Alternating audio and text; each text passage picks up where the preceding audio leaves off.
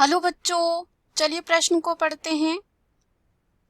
वह कौन सी फसल है जो सौर ऊर्जा का महत्तम प्रयोग करके 2 से 4 किलोग्राम प्रति मीटर स्क्वायर की उत्पादकता दिलाती है?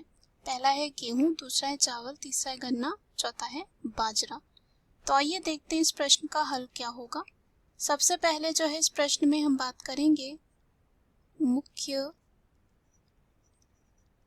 अवधारणा की। तो देखते हैं कि C3 और यहाँ पे C4 पादप क्या होते हैं। तो सबसे पहले देखते हैं C3 पादप। C3 पादप या पौधे वे पौधे होते हैं, पादप होते हैं जिनमें C3 चक्र पाया जाता है। अब C3 चक्र क्या होता है? इसमें जो पहला स्थायी यौगिक बनता है वो 3 कार्बन वाला होता है और जिसका नाम हम कह सकते हैं होता है 3-फॉस्फोग्लिसरिक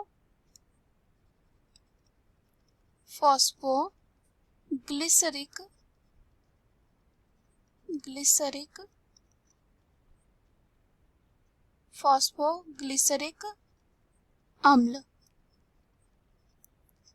वहीं अगर हम C4 पादप की बात करें तो ऐसा कह सकते हैं जिसमें C4 चक्र पाया जाता है। C4 चक्र पाया जाता है, C4 पादप कहलाते हैं। यानी कि इसमें पहला जो स्थायी यौगिक बनेगा वो रहेगा 4 कार्बन का और उसका नाम होता है ऑक्सैलो एसिटिक अम्ल। नाम है इसका ऑक्सैलो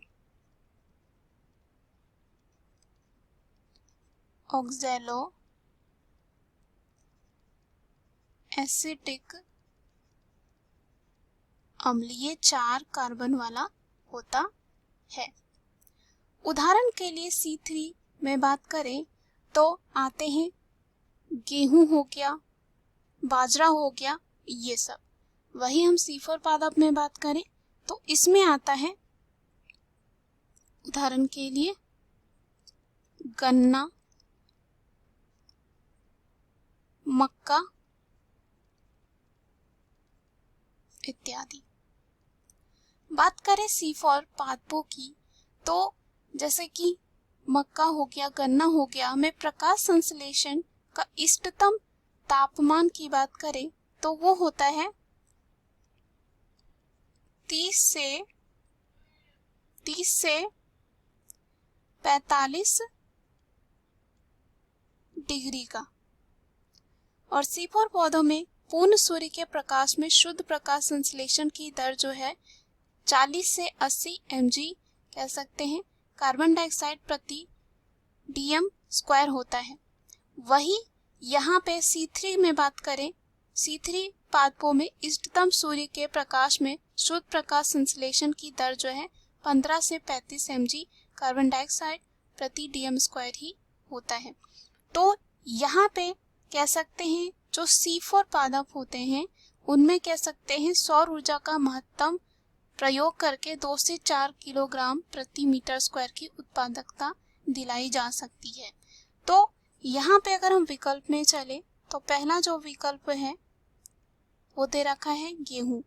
गेहूं जो है C3 में आता है, C3 पादप में, तो यहाँ पे ये क्या हो जाएगा? गलत। दूसरा है चावल, ये भी C3 में ही आता है, तो ये भी यहाँ गलत हो जाता है।